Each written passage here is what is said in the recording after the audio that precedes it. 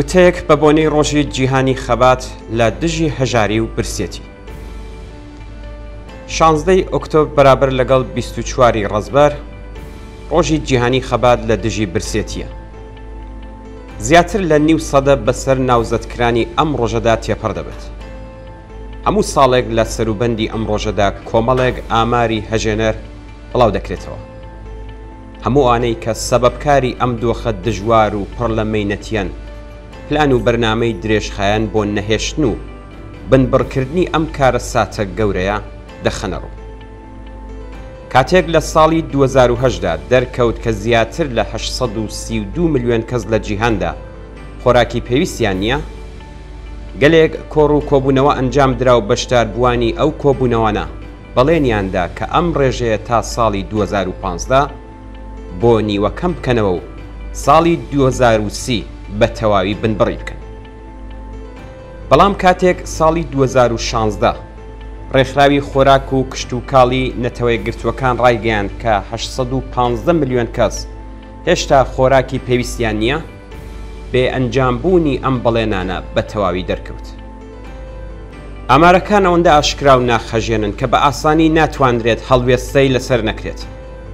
پێشبینی دەکرێت کە ئەگەر ڕێگا چارەیەک بۆ ڕێگریکردن لە ناوچوونی ژینگە نەدۆزرێتەوە تا ساڵی 2035 بۆ 3% بەرهەمی کشت و کاڵی کەم دەبێتەوە و بەو هۆیەوە نزیکەی 100 ملیۆن کەسی دیکە دەکەونە ژێرباری هەژاریەوە.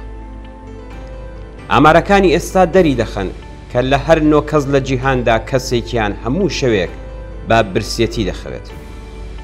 ڕێژەی مردن بەهۆی برسێتی گەلێک زیاترە لە کۆی مردنەکان بەهۆی نەخۆشیەکانی وەک کۆڕۆنا و ئەیدز و مالاریا و سیل بە شێوەیەکی گشتیە. زیاتر لە 160 ملیۆن منداڵی خواردتەمەنی 5 ساڵ لە جیهاندا بەهۆی بەدخۆراکی یان کەم خۆراکیەوە بە جەستە لە تەمەنی ڕاستەقینەی خۆیان بچووکترن. نیوەی ئەو ڕێژەیە لە ئاسیا دەژین و یەک لە سەر سێیان لە ئافریقا. نیوەی ئەو 6 ملیۆنە منداڵی کە لە ساڵێکدا گیان لە دەستەدەن بەهۆی کەمی خۆراکی پێویستەوەیە. بە پێی ئامارەکانی ڕێکخراوی ناحوکمی ئاکسفام، سەروەتی 8 کەس لە دەوڵەمەندترین کەسانی جیهان زیاترە لە سەروەتی 50% خەڵکی جیهان. بە گوێرەی ناوەندی بەرنامەی جیهانی خۆراک، ڕۆژانە تەنیا 2 سنت لەو سامانە بەسە بۆ ئەوەی ژەمێک خۆراک و ڤیتامینە پێویستەکان بۆ ئەو خوێندکارانە دابین بکرێت کە بەدەست بەدخۆراکیەوە دەناڵێنن. بە پێی ئامارە فەرمی و دەستکاریکراوەکانی ناوەندی ئاماری ئێران، لە ماوەی 10 ساڵی ڕابردوودا لانیکەم 1 لە سەر 3 توانایی کڕینی کۆمەلگا کەم بۆتەوە. ژمارەی کەسانی ژێر هێڵی هەژاری لە ساڵی 1390 20% بووە و ساڵی 1400 گەیشتۆتە 31%، واتە 1 لە سەر 3 دانیشتوانی وڵات لە ژێر هێڵی هەژاریدا بوو.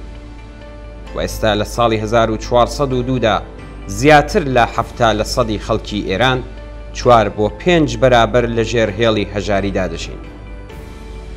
ئەم دۆخە بۆتە هۆی تێکچوونی نۆرمی کۆمەلگا وە گەلێک زیانی کۆمەڵایەتی وەک لەشفرۆشی، ئالوودەبوون بە ماددە هۆشبەرەکان، گەڕان بەناو زبڵدان و خەوتن لە ناو کارتۆن، منداڵانی کار و خۆکشتن و هیتری لێکەوتوێتەوە. ئەو هەژاری و چەوسانەوە لە ڕاددەبەدەرەی کە بەسەر بنەماڵە دەستکورت و کرێکاریەکاندا دەسەپێندرێت دەبێتە هۆی ئەوەی کە ئەندامانی ئەو بنەماڵانە بەردەوام لە ژێر گوشاری دەرونیدا بن.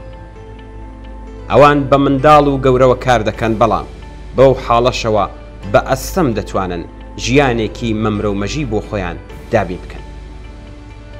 بوونی کاتێکی بەتاڵ بۆ ئەوان بۆتە شتێکی مەحاڵ و بیرکردنەوە لە ڕێگا چارەیەک بە مەبەستی گۆڕینی چارەنووسی خۆیان لەگەڵ گەلێک ئاستەنگ بەرەوڕیان دەکاتەوە. سەقامگیری خۆیان و بنەماڵەکانیان بەردەوام لە مەترسیدایە. لەمڕۆوە تێکەڵاوبوون لەگەڵ کاروباری سیاسی و کۆمەڵایەتی و خەبات لە پێناو دەستەبەرکردنی مافی ئینسانی و دموکراتیک و هەروەها بەدەستهێنانی وشیاری سیاسی و چینایەتی و ڕێکخراوبوون شام بەشانی هاوچینەکانیان بۆ ئەوان گەلێک دژوار دەبێت.